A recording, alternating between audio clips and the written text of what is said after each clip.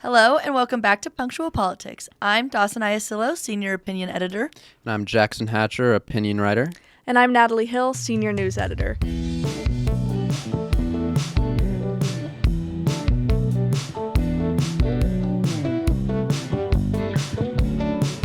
Jumping straight into this week's topic, back in 2025, President Trump attempted to sort of reshape U.S. trade policy in a way by passing what are commonly referred to as Liberation Day tariffs. What this did was declare a national emergency over the trade deficit under the International Emergency Economic Powers Act. For some context there, the trade deficit in 2024 was $903.5 billion. This also raised tariffs on nearly all countries to 10%. However, this year, on February 20th, SCOTUS ruled in a 6-3 ruling that Trump lacked the authority to do this. The power to tariff is reserved for Congress under the Constitution, so it was ruled that it wasn't within Trump's powers to set these tariffs. And that set the precedent that the IEEPA does not delegate tariff authority to the president. Since then, a 10% global tariff has been put back into effect just under a different law, the Trade Act, and tens of billions to over an estimated $175 billion in revenue could be subject to refund claims from companies such as FedEx who are already seeking these refunds. So my question to you guys is, do you see this as a technical, case-based ruling or more of a broad separation of powers statement?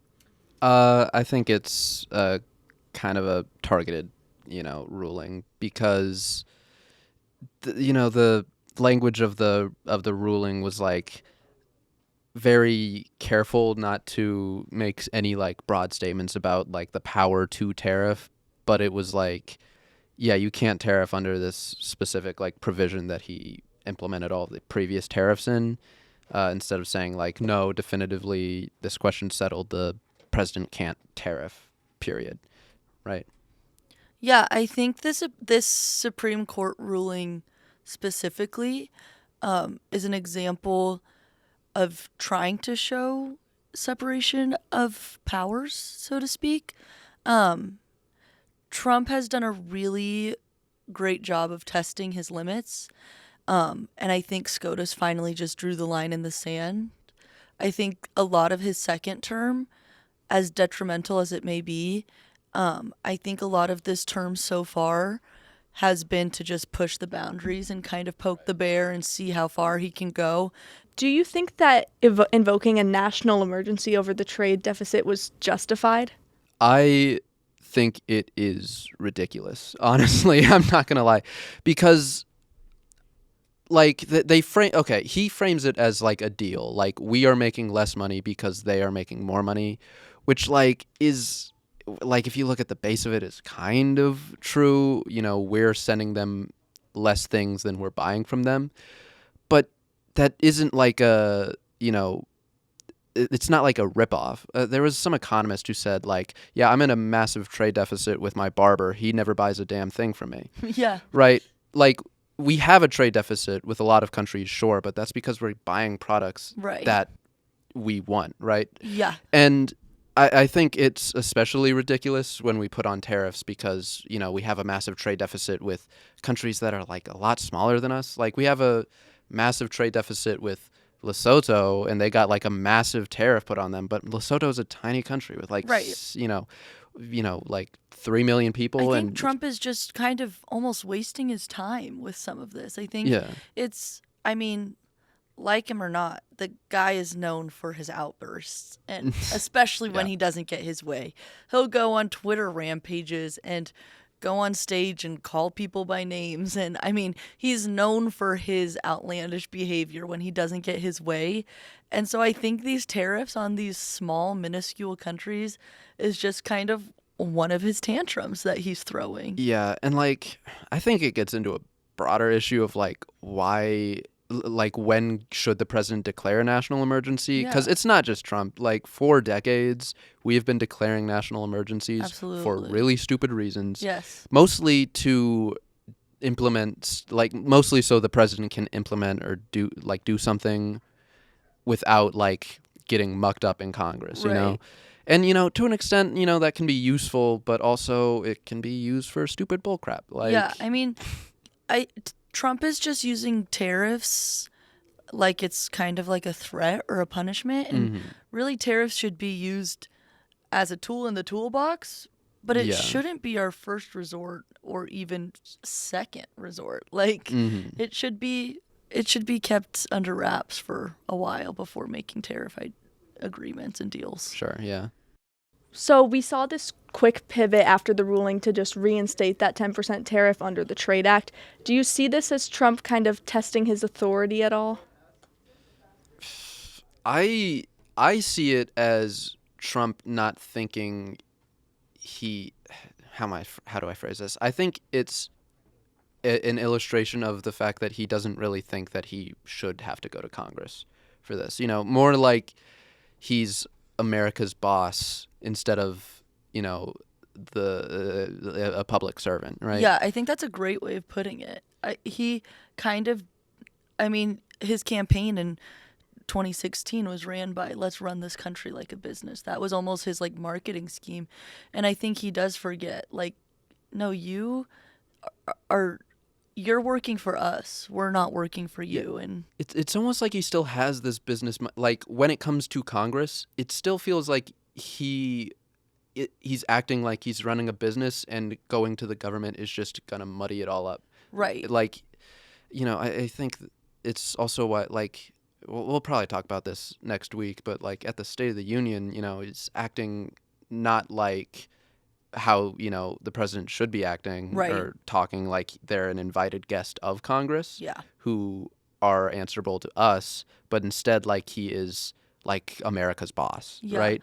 I mean, these tariffs prove that he doesn't truly have America's best interest at heart, because these tariffs are going to hurt middle class America, which is majority of America. I think like some 70-ish%, I forget the exact number, but 70-ish% of America is middle class. Mm-hmm. So those tariffs are going to hurt those people, but I don't think he really cares. I think he's, so committed to this idea of tariffs because it feels like he's doing something, right? So Mhm. like, I don't think tariffs are necessarily like bad. It can be good to be more protectionist for certain industries, right?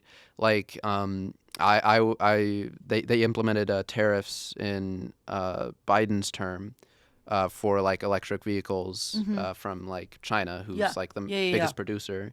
And that makes sense to protect American industries and foster Right. them. But when they're just broad based, like universal tariffs on all exports or imports, it just makes no sense. It also makes sense to put a reasonable tariff on a country that is on the same playing field as us economically. Mm-hmm. Yeah. I mean, targeting these little countries. Yeah.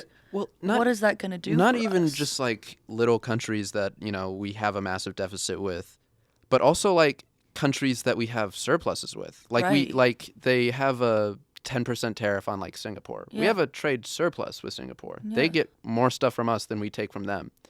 Why are we tariffing them? That's not Right. going to be protecting our industries. That's going to be harming our exports. Right. And, I think it's just, this is why I don't think it's a business-minded decision. I think it's just a purely political decision to make it look like he's doing something. Yeah. If you were, I don't even think he should be doing this, but if he truly wanted to be running the country like a business, he would be smarter about how he's implementing these tariffs. Yeah, for sure. Yeah. Do you think that this ruling kind of helps Trump by reinforcing that narrative that he's, fighting against the system, or would you say it more so hurts him by kind of checking his power a little bit? Trump kind of ran on his 2024 campaign. He kind of ran on the foundation of like America first, right? So whether that be immigration or just standing on our own economically and trade deal wise. But that's not how this world works. America is not a well-liked country worldwide. I don't think that's a secret. We need to be in those trade agreements and those alliances and work with other countries. Mm-hmm. We stand stronger when we're together.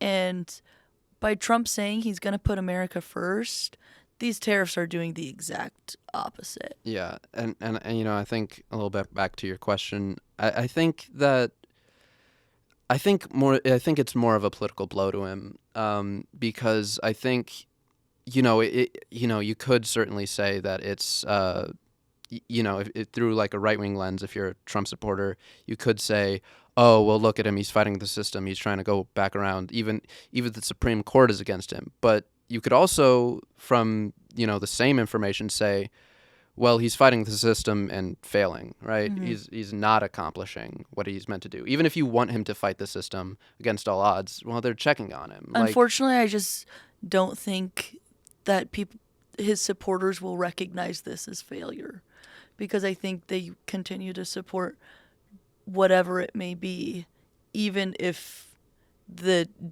darker, deeper roots of the cause is hurting America. Well, yeah, but then that gets in the question of like, is that better for Trump? Like, what is the political move here? Is it to double down on your supporters, say like, oh yeah, I'm totally fighting the system. Look at this, they're fighting against me, and really drum up support from your supporters? I wouldn't say so, especially when you're looking at the midterms and it's not looking like it's going to be good for your party. Yeah. If you want to continue to show, if you want to continue to implement your policies, I don't really think you should be playing to your supporters right now. I agree. I think you should be doing everything possible to appeal to all, anyone else. Yeah.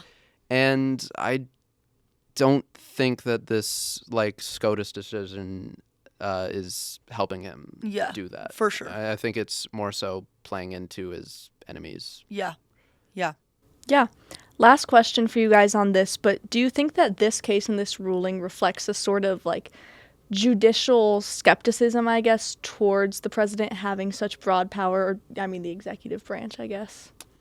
That's a good question. I'm unsure because, maybe in this one specific policy arena, but I don't think the Supreme Court is very interested in reining in executive power, right? You look at that with Trump v. USA in 2024, where they basically said, yeah, if you're a sitting president, you can't be responsible for a crime as long as it is something you do in an official capacity. That's not a ruling that you do as a Supreme Court if you think that power should be reined in. But I also think that it might be a little bit targeted.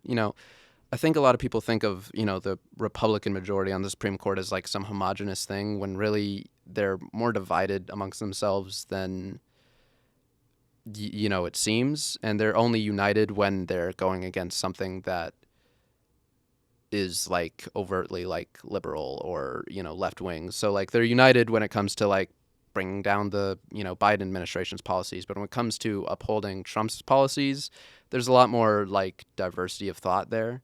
Yeah, I agree with Jackson. Short answer, I'm not really sure, but I think we've seen in both Trump terms so far that how delicate checks and balances really are.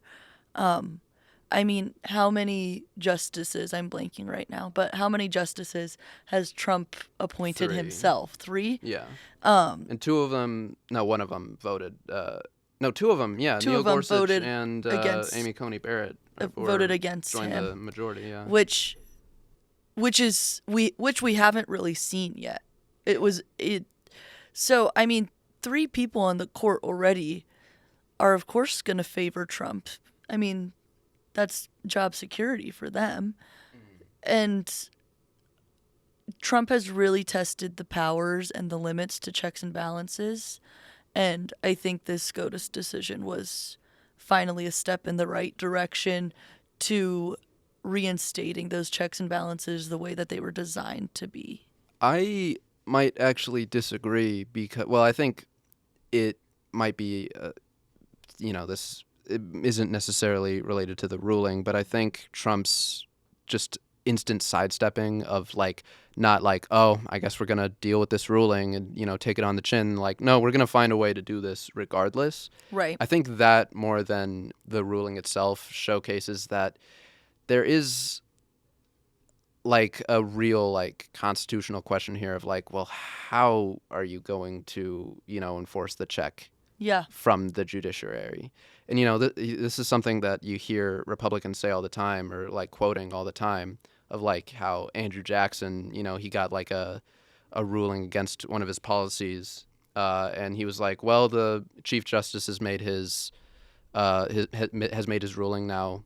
Let me enforce it, right? Mm-hmm. So like it's really Trump saying like, well, maybe you're bringing this check down on me, but like, what are you gonna do about it? Yeah. Are you gonna raise an army? Like what are you gonna do? Right. And I think that's the more important question here. Yeah, and I can agree with that for sure. it's still up in the air, Yeah, thanks, guys. Thank you for tuning in to Punctual Politics. Just a reminder, the views expressed on this podcast do not represent the views of the Daily Nebraskan as a whole. Be sure to follow us on social media at the Daily Nebraskan, and be sure to keep up with our YouTube and Punctual Politics every Sunday, Tuesdays, and Thursdays. We'll see you next time.